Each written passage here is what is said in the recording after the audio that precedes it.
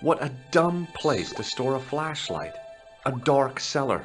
The only way I was going to find anything down there was to feel around.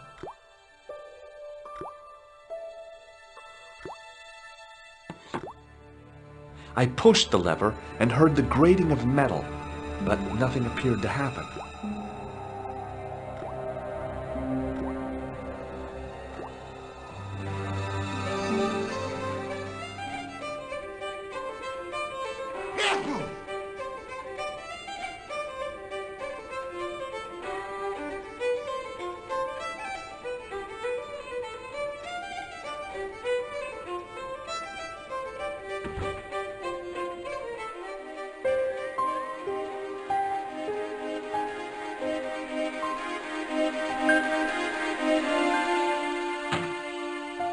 I lifted the trap door, and an overpowering smell of stale beer rose from the cellar below.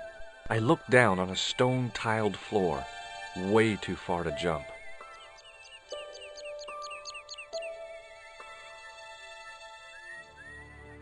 Excuse me. There was a nasty feeling in my guts I usually associated with light opera. It was Khan. What's the problem? Did you see what happened here a few minutes ago? What was that? A man was involved in an unfortunate accident. I didn't see anything. What about the boy? He doesn't know anything either. The kid, well, you know how it is in these rural communities. Not enough genes to go round. I prayed McGuire had the sense to keep his mouth shut. Was the guy hurt bad? He's been taken care of, but he thinks he dropped a small parcel. You didn't happen to find it, did you? If I had, I would have taken it to the police. Of course. Thank you.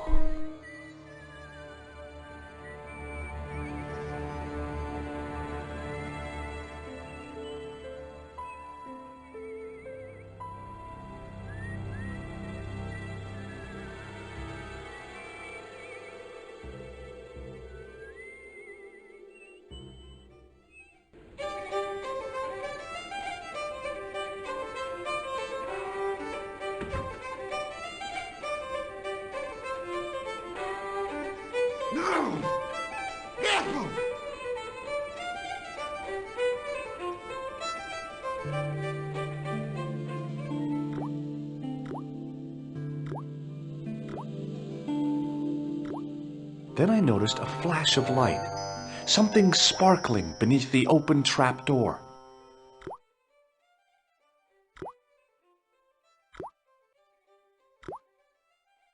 It was Peagram's gem, all right.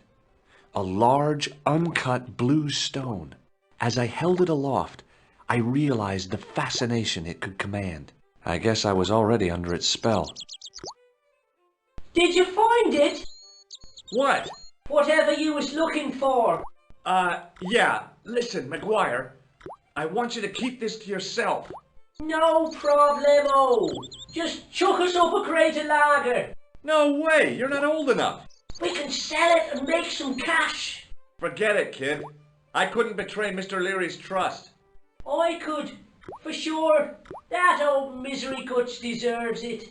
If you want to do me a favor, keep a lookout for that guy in the suit. Okay. But it'll cost you a packet of chips. Oh, and shout if you see that Ferrari.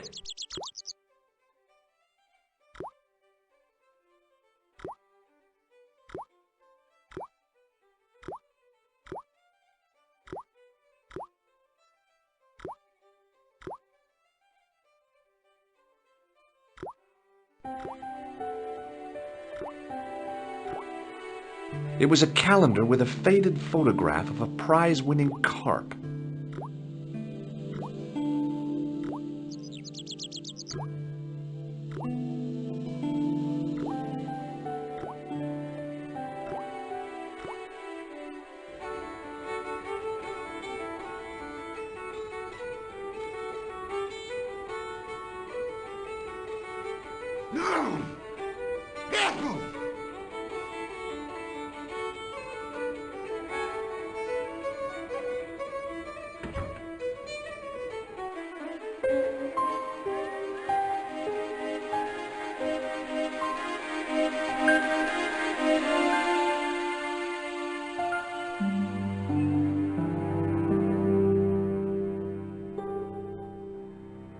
Hi.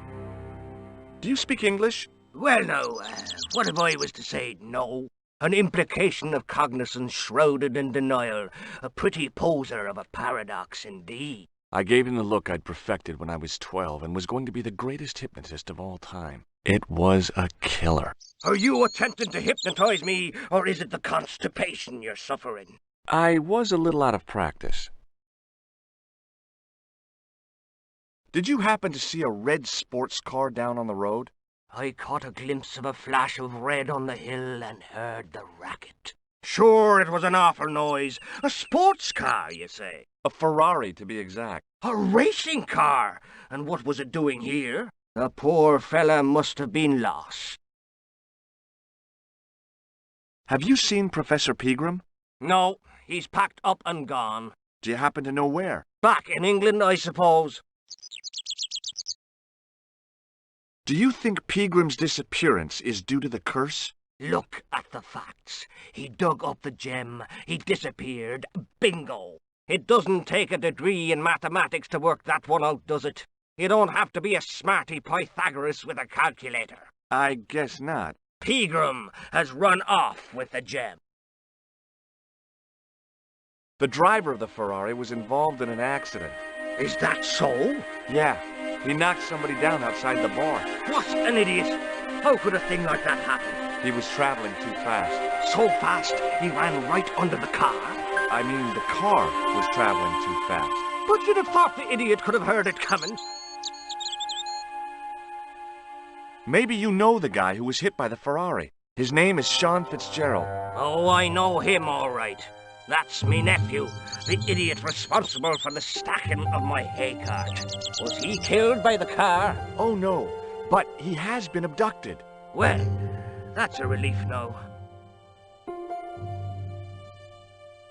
Aren't you going to look for your nephew? What for? From what you say, it's too late. Well, you could report the matter to the police. Better not. Besides, what could they do? Well, they could mount a search. They have only the one bicycle between them. In a question of superior acceleration, I put me money on the Ferrari. I think you ought to know exactly what Sean has gotten himself into. I'm not sure I want to know. But you're his uncle, his own flesh and blood. You're right, but what can I do? If I'm not here to guard it, some idiot might try to climb the haystack. What a moral dilemma. Stay here and guard this potentially lethal agricultural construction, or to go off in search of the prodigal nephew, the very man responsible for said hazard? It'll need some thinking about. Why, there's no problem. You're right. Why didn't I think of it before? We'll demolish the haystack. You don't have to demolish the haystack to go look for Sean. I'll stay here in your place and warn anyone who's silly enough to climb it. Marvelous! I think I should start me inquiries in the bar.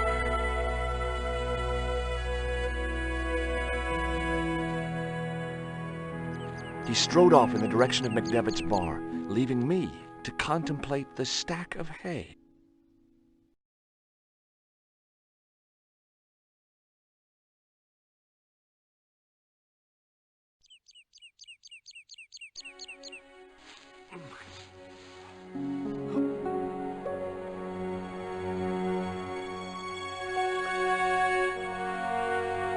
The stack of hay stopped, short of the top of the wall.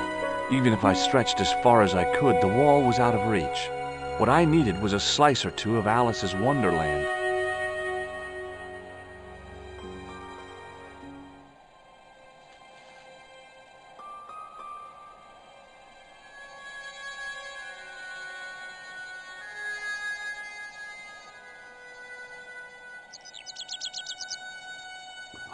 I inserted the end of the lifting key in the mortarless crack and gave it a firm shove. It remained lodged in the wall, jutting out to form a step.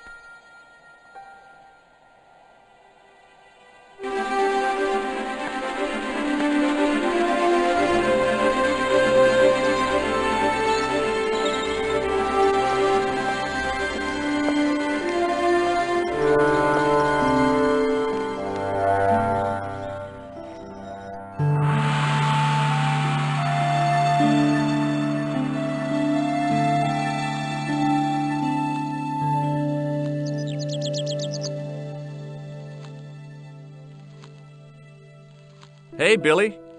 The animal fixed on me with an evil glare. Behind the malice and resentment, there was a cool intelligence. How you doing, boy? I felt as threatened as I'd been by the assassin and his goons in Paris.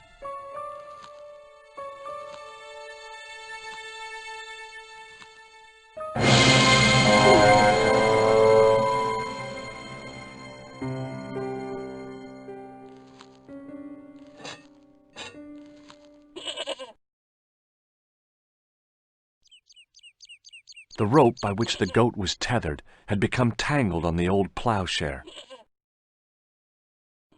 No way was I going near that old goat.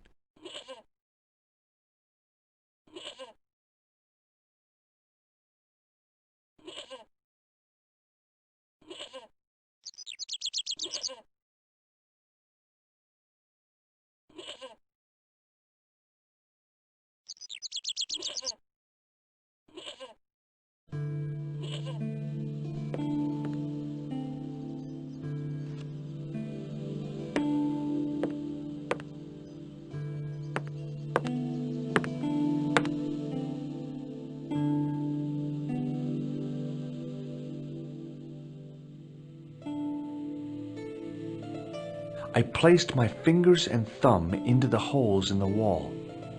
Nothing happened.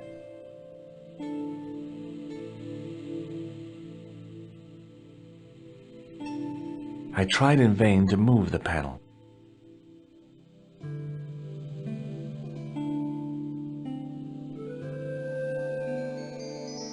The statue was too heavy to lift. It overbalanced into the sand.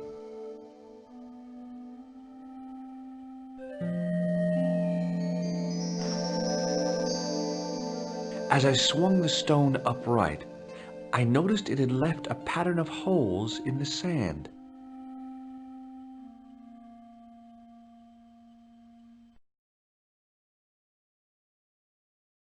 The only object on the table which interested me was a small sack.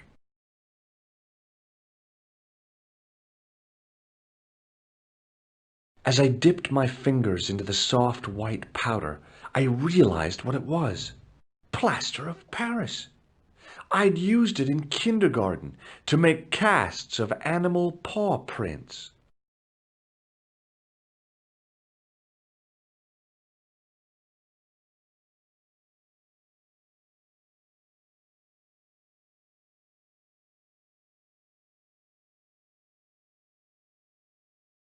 I sprinkled the plaster on the sand until the holes were filled.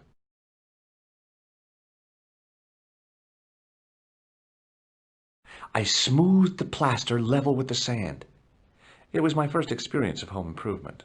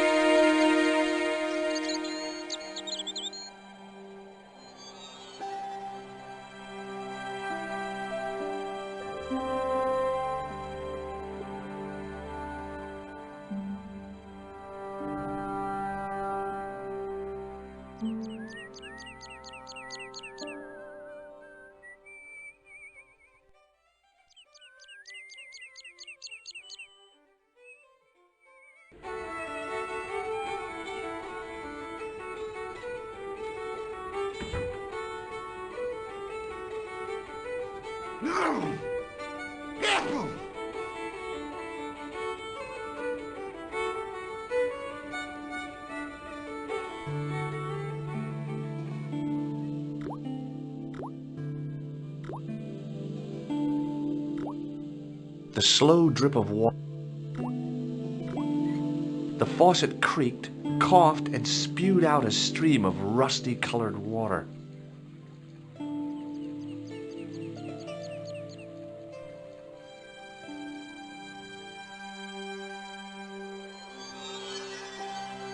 I held the towel under the faucet and soaked it with water.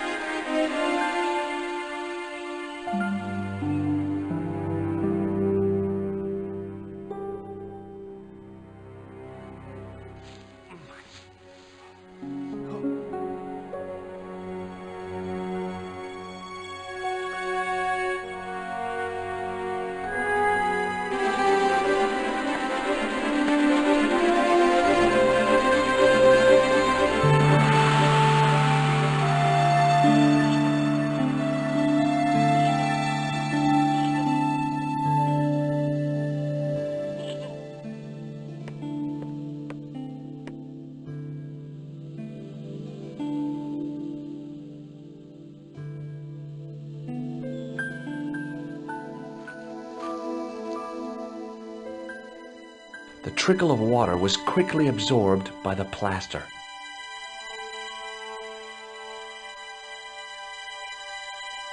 I eased the solid piece of plaster from the sand. Underneath, it had formed a perfect copy of the statue.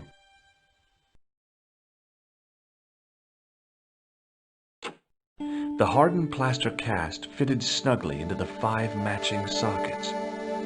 There was a soft thud, then silence.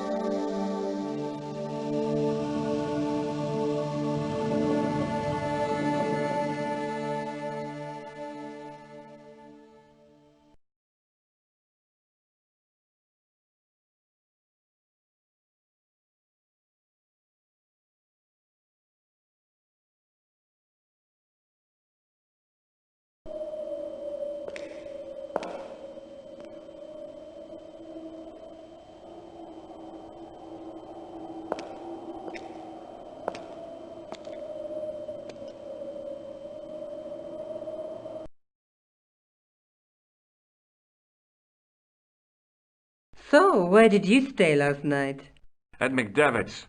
I got to drinking with Doyle and a couple of the guys. That explains why you look so ill today. Did you get any sleep at all? Not much. I had to share the room with another guy. Did he snore? Hardly. He was dead. Then Leary woke me in the middle of the night to help bail out the cellar. The cellar was flooded? Yeah, some idiot had left the faucet running. And you say Pegram has disappeared? Without a trace. But my visit wasn't a complete waste of time. Pegram's gem?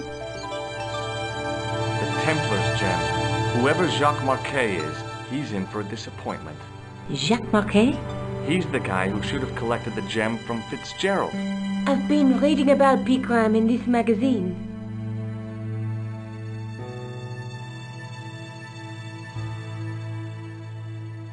The media got its claws on him. Yeah, if I was his agent, I'd get him to lose the pipe.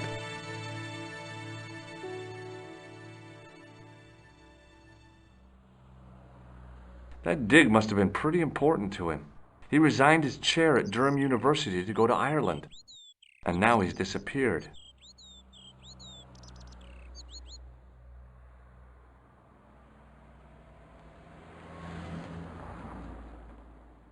See what you can find out about Professor Pegram. I'll speak to the university. What are your plans? I want to find out who, what, or where Montfaucon was. All I've got to go by is the name and a picture of a hanged man. What do you know about Professor Pegram? I've seen a television program, Pegram's Past. He's written a book, The Crusader Families of Ireland. I can't sit here all day, much as I'd like to. Okay. Don't forget to look for Lobineau at the Krun Museum. And why don't you see if Rousseau has heard anything? Okay. Anything else I can do for you while I'm out? Shopping, a trip to the laundromat? Just take care of yourself.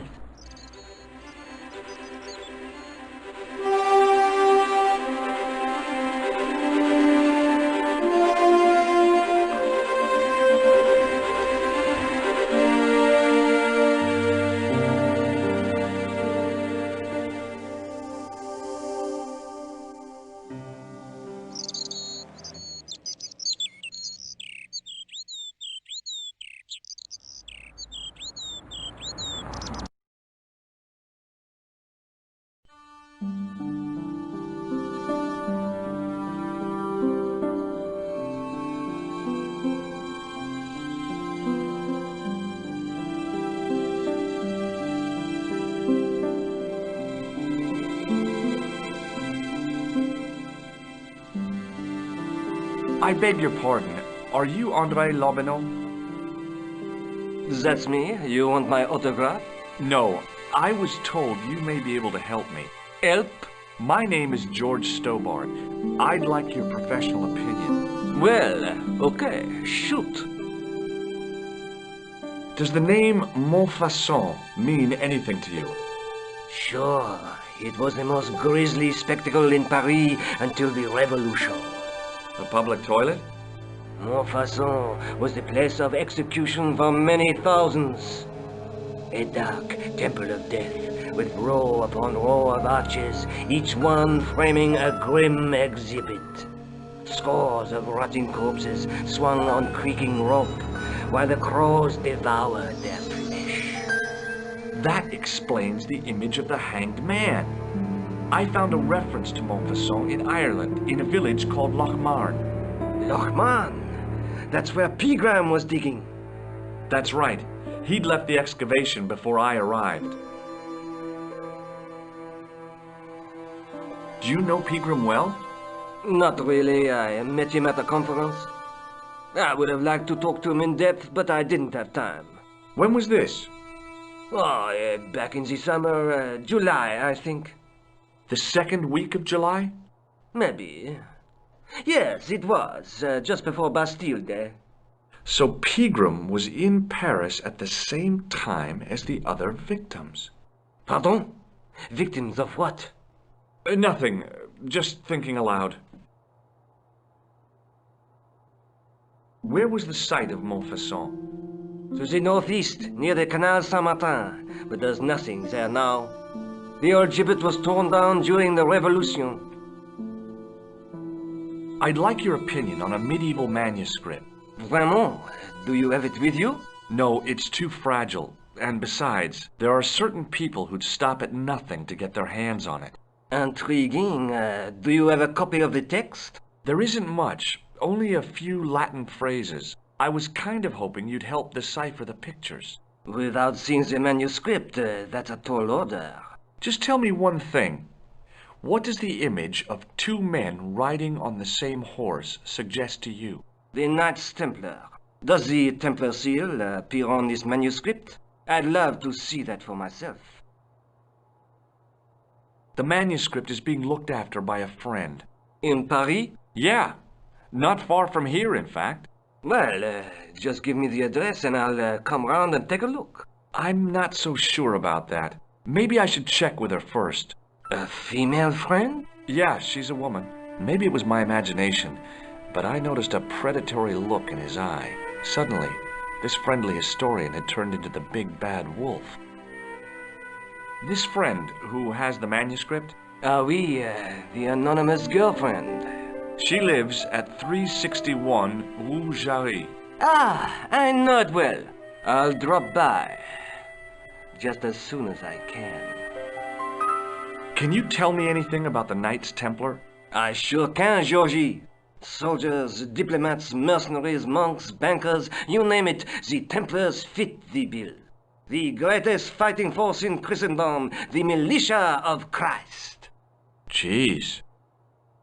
How did the Templars get their name? From the building in which they set up their headquarters.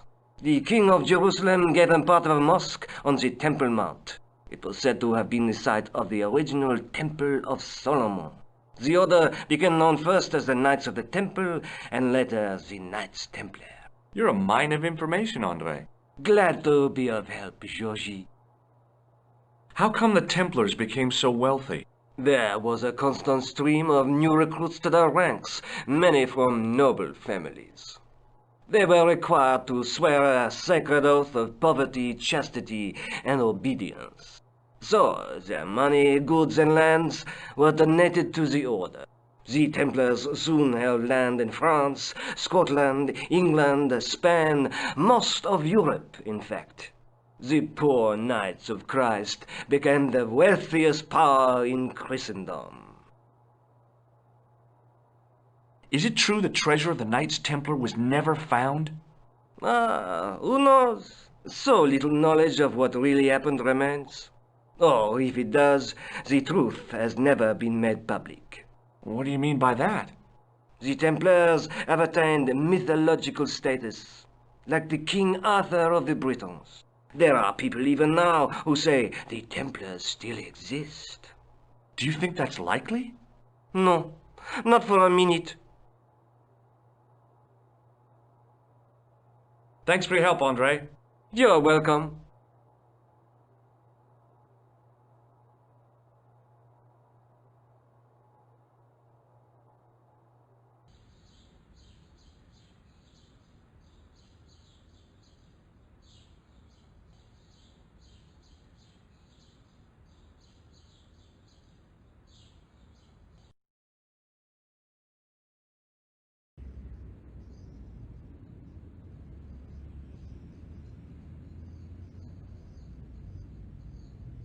Excuse me, officer.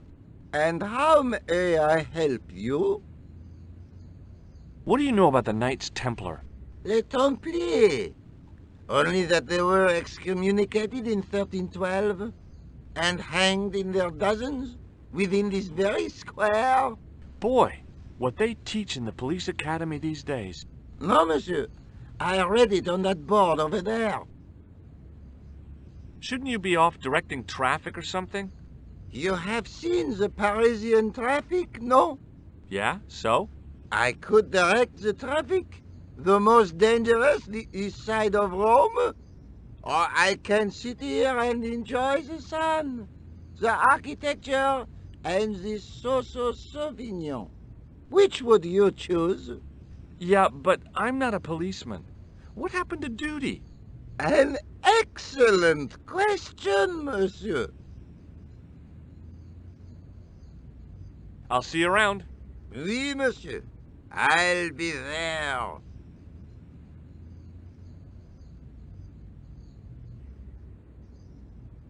In French, English, and German it read, "In 1312, Pope Clement V dissolved the Knightly Order of the Templars and excommunicated its members on charges of heresy. In the following 2 years, many of the knights were hanged on this site. Their Grand Master, Jacques de Molay, was burnt at the stake on an island in the Seine."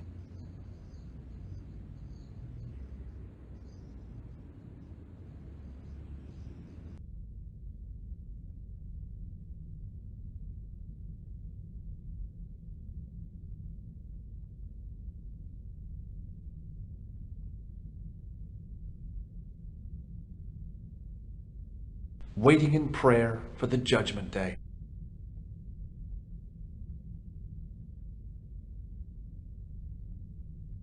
Biblical references engraved into the tomb edge to guide his way to the next world.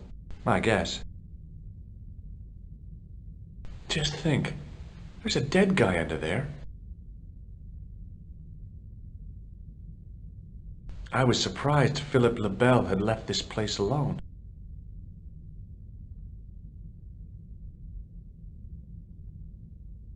Carrying all that armor around must have been hard work. I wondered if this guy had died in combat. I didn't recognize the biblical story in it. I was a Sunday school dropout.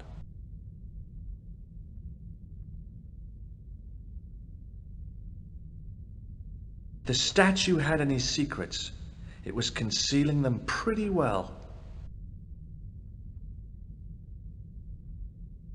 A statue of a knight holding a staff and a scroll. Per disciplinum meum lux videvis. A bit of a stained glass window. Wow! Hoping for a big insight while squinting through a hunk of statuary had been pretty optimistic, I guess.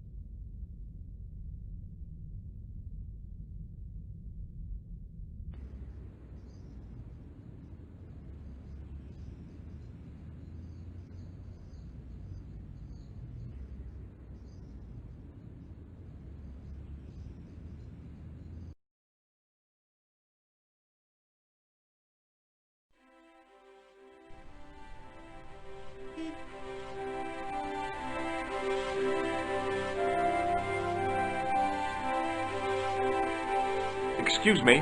Ah, Monsieur Stobart, n'est-ce pas? That's correct. You remember me. The retention of such data is part of my duty as a gendarme. That is how crime is fought, through attention to detail, not intuition. Yes, sure. Have you heard of a man called Marquet? Yes.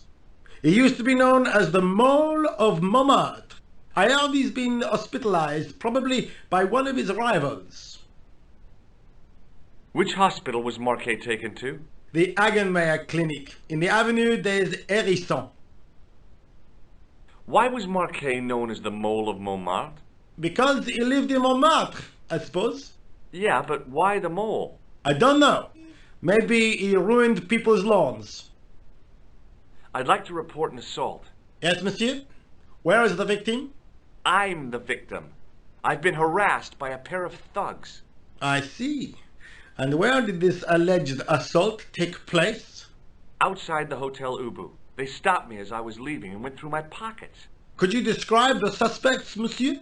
One looked like a gorilla, and the other looked like a weasel. Their names are Flap and Guido. Bon. I'll get them this time. What are you going to do about Flap and Guido, Sergeant? I'm going to bust them, monsieur. For years I have been hoping to pin something on that pair. Now's my chance. I'll show them, and the inspector. Thanks, Sergeant. Thanks for taking me seriously. I'm only doing my duty, monsieur. Do you know a man named Khan? He's a shifty-looking guy with a scar on his left cheek. No, monsieur. Has this man any connection with the bombing of the cafe? Yes. I believe Khan was the name he used when he hired the clown costume. See you later, Sergeant.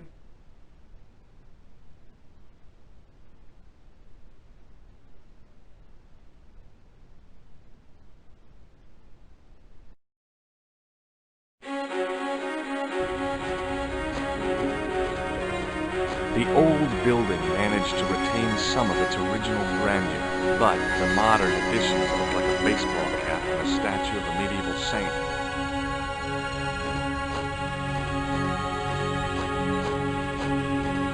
I felt a little guilty as I tried the door, like I was about to rob a grave. I gripped the handle with an involuntary tremble in my hand and pulled. The door was locked.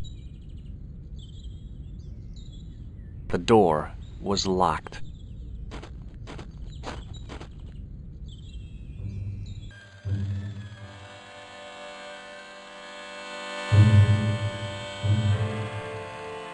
Excuse me. Yes, sir? Is this the Hagenmeyer Clinic? That's correct. I thought I was in a garden center. Oh, the plans. They were my idea. A little greenery to evoke the spirit of nature. How may I help you? Has Marquet had a visit from a pair of gangsters? I should hope not. Can you describe them? A thin guy who looks like a weasel and his friend, the gorilla. Sounds as if they escaped from a zoo. Has Marquet been visited by a man in a clown costume? Oh, no. You haven't seen a man in disguise? Well, there's Theodore the bear. He comes every Thursday to entertain the children. Personally, I think he scares them half to death in that crummy old bear suit. If I was stuck on my back with tubes in every orifice, he's the last person I'd want to see. I'm here to see Jacques Marquet. Oh, yes. Are you related to our client, sir? Yeah, I'm his, long-lost brother. A brother half his age with a different name and an American accent. Yeah, people always say that. I blame Mom. We were separated at an early age, after a mix-up in the nursery at the Oakland shopping mall. I've never heard anything so ridiculous in all my life. I guess not. So, do I get to see Marquet before the funeral? That attitude will get you nowhere. My instructions were quite clear. No one gets to see Marquet. So unless you can prove you're a relative or a close acquaintance, you're wasting your time here. Look at this ID pass. So you're Merlin. Marquet's been asking for you. For me? Yes. He was shouting your name when they brought him in here. Now, let me see. He was on Ward B12, as I recall. Oh, he's being transferred to... Oh dear. He's on Ward J2. That's... Nurse Grendel's ward. What's so bad about Nurse Grendel? She runs that ward like a South American prison. Keeping a well-disciplined ward isn't a crime, is it? Well disciplined. In the discipline and punishment stakes, she'd whip the butt off the Marquis de Sade. Everything, I mean everything, is done to a strict routine. 6 o'clock alarm call, 6:10 bowel movements, and woe betide anyone who doesn't have a result. Those patients of hers are like Pavlova's dogs. She sounds like a real nightmare. And then some. If Nurse Grendel is that bad, how come the authorities tolerate her? She's like part of the furniture. Oh, you mean she's been here a long time? No, I mean there's not a man in this clinic who hasn't sprawled out on her. I was beginning to get the picture. This woman was jealous, with a big green capital J. How do I find Nurse Grendel's ward? Down the corridor on the left, turn right at the senior consultant's washroom. Right again at the executive coffee lounge. Bear left past the administrator's sauna. And turn left at the end. That's J2. And good luck. Thanks for your help, ma'am. You're welcome.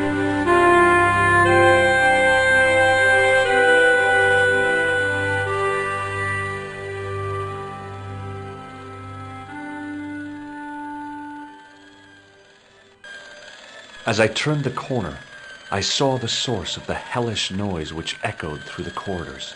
It was an industrial polishing machine with an odd-looking guy in tow.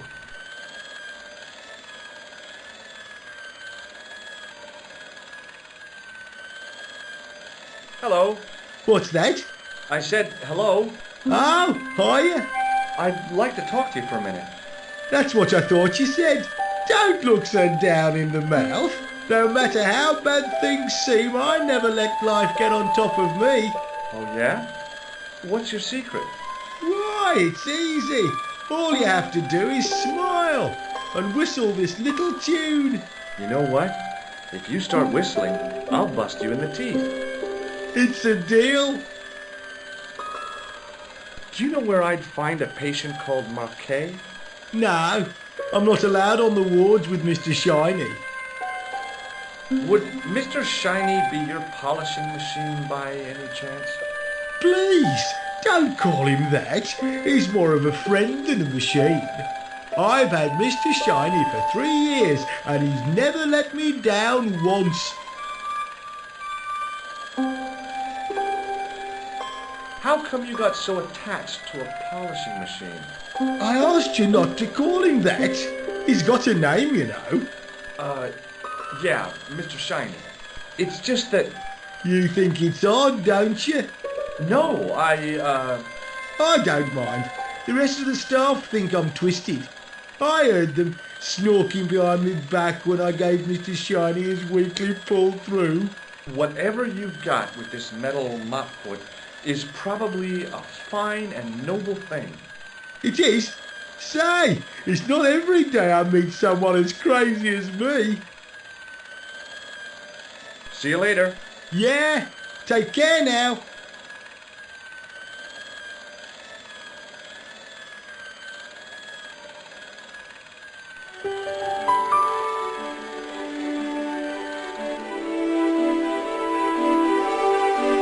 As I tugged the plug out of the socket, the polishing machine coughed, spluttered, and died. Mr. Shiny, what's wrong, pal?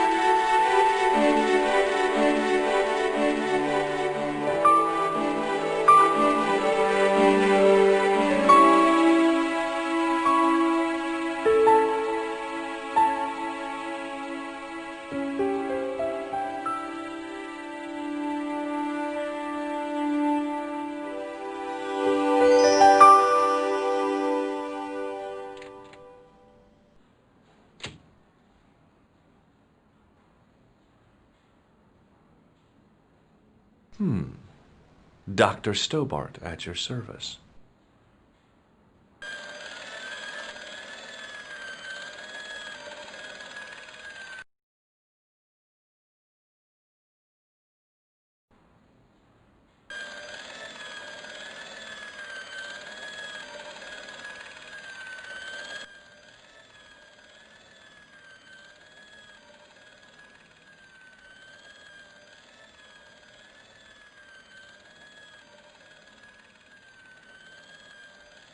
Hi, my name's George Stobart.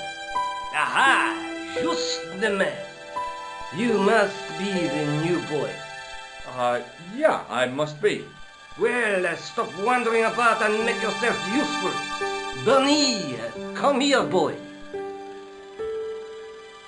This is Benoit, my nephew. Can I trust you to look after him? Do your own babysitting, Gramps. Who do you think you are, anyhow? I am Felix Hagenmeyer. And may I say what an honor it is to meet you in person, sir. You are on my medical wall of fame. Right up there with Pasteur and Leary. I look on it as a privilege, no, an honor, to look after your nephew, sir. He is fresh out of medical school. It will open his eyes to see a real doctor on the job. I'll bet. Show him around. Let him see some real suffering. So long, Hagenmeyer. Hey, Benoit. There's no need to shout. What do you want? Do you know the nurse on Ward J2? No, monsieur. This is my first day here. I can't wait to get my hands dirty. I was talking about treating my first patient, of course. I didn't mean to get my hands dirty with a nurse. Shut up, Benoit. Okay, sir. Do you know anything about... No, sir, I don't know much about... I've never met a doctor who admits that he's only human. I'm only a trainee, sir. I'm sure I'll get the hang of things. Follow me, Benoit. I'm right behind you, sir.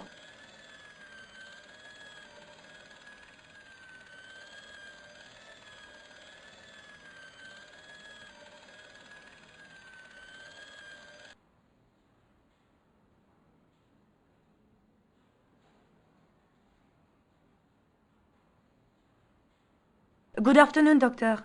Oh, hi. Is this Ward J2? Yes, sir. The patients are ready for your inspection, doctor. Thank you, nurse. Well, who's first? Monsieur Croquet in bed 2. What's his problem? He's been complaining of loss of consciousness. You'll need this, doctor.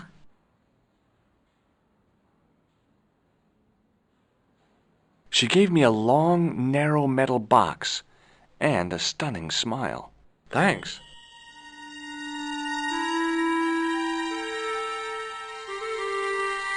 Hi, I'm Dr. Stobart. Hello, Doctor. The nurse told me you keep losing consciousness. That's right. I've had the problem as long as I can remember. It's a real out-of-body experience. Like death, but not so conclusive. I see. How long does it last? Just a fraction of a second, and then I recover. I might not have been a doctor, but I was formulating a diagnosis all the same. This guy was nuts. I know exactly what you mean. It's known in the medical field as blinking.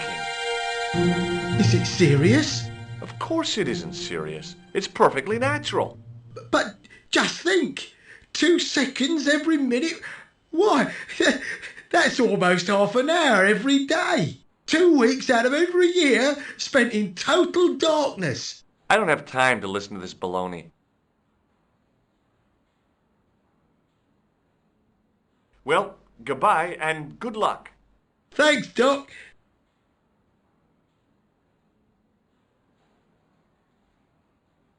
Hello again. Which bed is Marquet in? He's round the corner, in solitary. What's the matter with him? I don't know, but the men who brought him in were wearing masks and rubber gloves. Hey, you're a doctor. How come you don't know? We doctors don't know everything. Then how come you act like you do? Has Marquet had any visitors? Nah, neither have I. That's the worst thing about being in hospital. You feel like the rest of the world has abandoned you. Well, you know how it is. Life goes on. Thanks for those comforting words. Well, goodbye and good luck. Thanks, Doc. Hey, Benoit!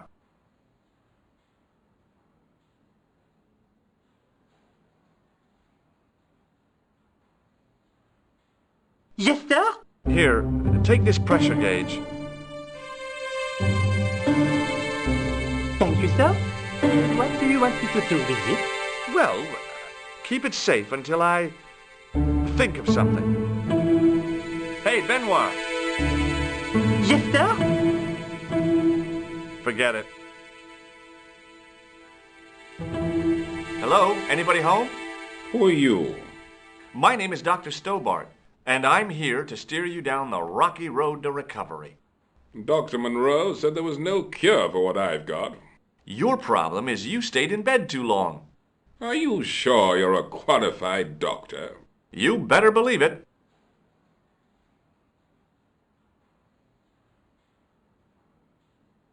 What can you tell me about Marquet?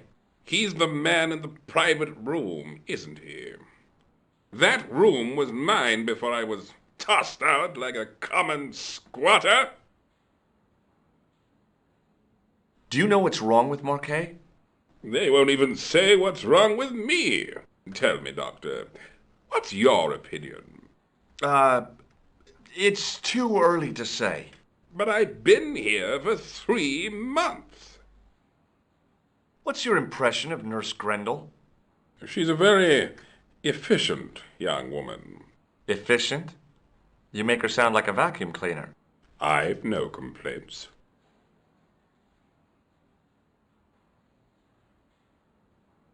The woman in reception described Nurse Grendel as a monster. Well, that's simply not true. She's quite strict, but that's her job, isn't it? You've got to have discipline in a place like this. See you later.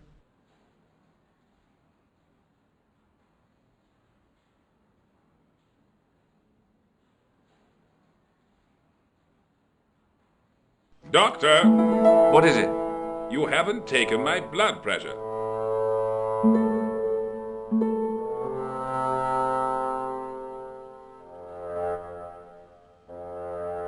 I can't take a satisfactory reading while you're excited like this. I'll come back later. Hey, Benoit!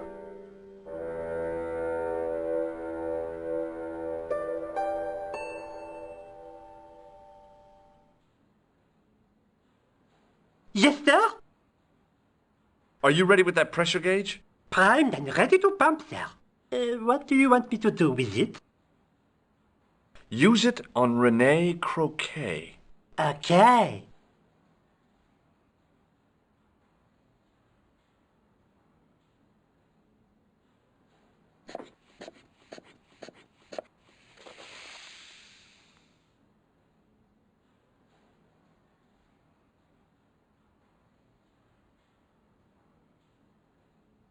Hey, Benoit!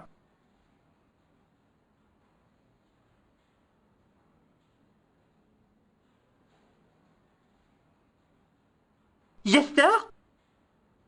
Do you still have that gauge I gave you? Oh, yes. What do you want? Use it on Eric Sopmarsh.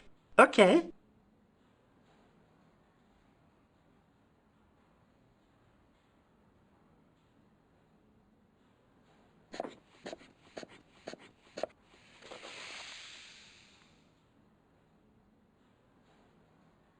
Hey, Benoit! Yes, sir? Do you still have that gauge I gave you? Oh, yes. Use it on Nurse Grendel. Huh? Go on, she'll enjoy it. Well, okay.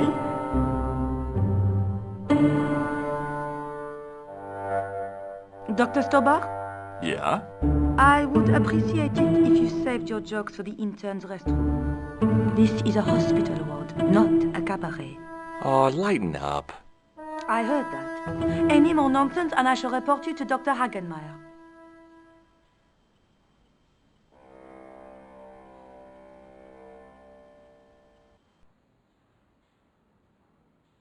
I'm Dr. Stobart. Bonjour, docteur. Have you heard of a guy called Marquet?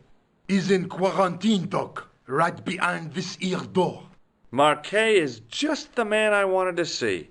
I wouldn't go in there if I was you. He has anthrax. I have to visit my patient. What for? Routine. I have to check he's still breathing. What if he's not? I'll sign the certificate and register his bed as vacant. That's a cold and distant attitude to death. Well, I've been institutionalized to the point of godlike aloofness. The white coat suits you. Thanks. Have you seen any suspicious characters on the ward? Yeah, I have. A gorilla and a weasel? No, this was a tatty old bear. How is the bear acting suspiciously?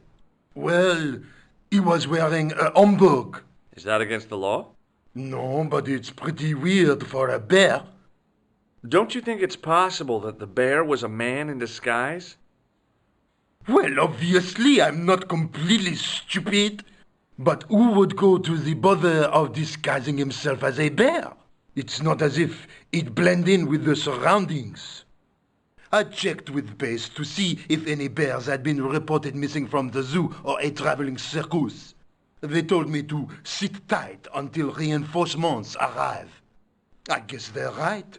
I'd be stupid to tackle a bear single-handed. Catch you later, officer. Au revoir, Doc. If you see that bear, kick him in the nuts. Rather you than me, pal.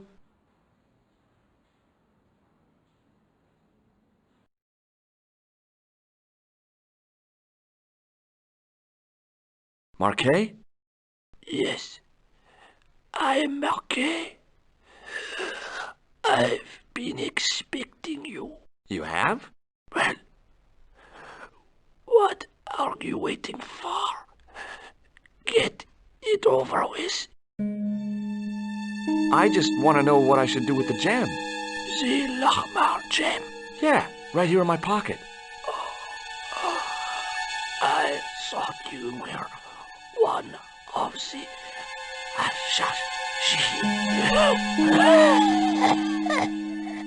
Not me. I never inhaled. So, you were sent in my place? Yeah. You could hardly make the trip to Ireland in your condition. What should I do with the gem? Deliver it to the Grand Master. Quickly tell him that I found the tripod right here in Paris. You have it? Not yet, but it's being taken care of. I hired a couple of stooges with a flair for petty crime. Would that be Flap and Guido by any chance? You know them? We've met. What about the Hashashin? Is more likely to have followed Klausner. He'll stop at nothing to prevent the reforging of the sword. And that's bad, is it? As for Klausner, he is gone on to Syria on a wild goose chase. They have geese in Syria?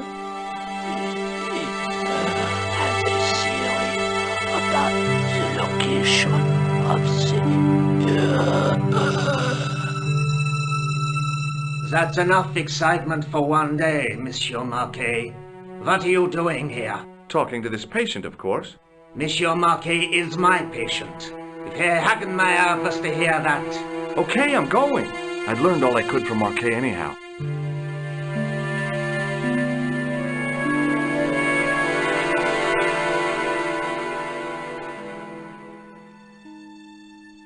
There you are, sir. I was just coming to look for you. I finished with your pressure gauge. Thanks, Bunny. What's that noise? It sounds as if someone's having a cardiac arrest. It's all right. The doctor's in there with him.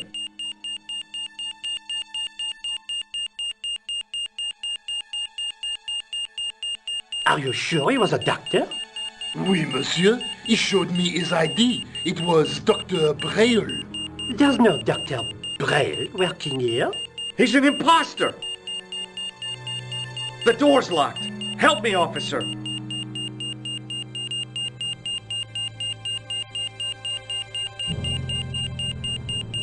Stand back, monsieur.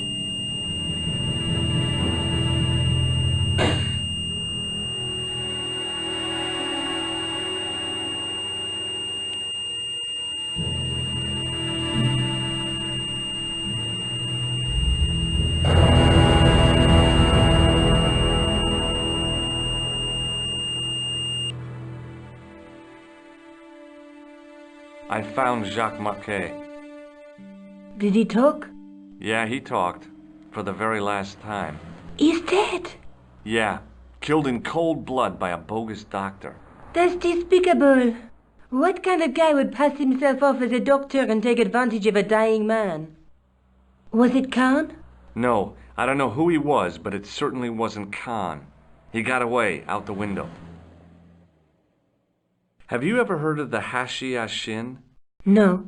Marquet said that they were his biggest enemy. His biggest enemy was the bogus doctor. Don't remind me. That guy was evil. He had wild, staring eyes like a dead fish. I'll never trust a doctor again. Do you think the assassin was responsible for killing Marquet? I don't think so. He could have finished him off the first time. Besides, Marquet would have recognized him. He was pumped to the gills with sedatives. He wouldn't have recognized the 4 horsemen of the apocalypse unless they'd introduced themselves. Have you found out any more about the Knights Templar? Yes, I have. The guy responsible for their downfall was Philippe IV, the King of France, otherwise known as Philippe le Bel. Well, he is known to history as Philippe the Fair, but I doubt if the Templars called him that. I'm sure André will tell you all about him. Let's take another look at the manuscript.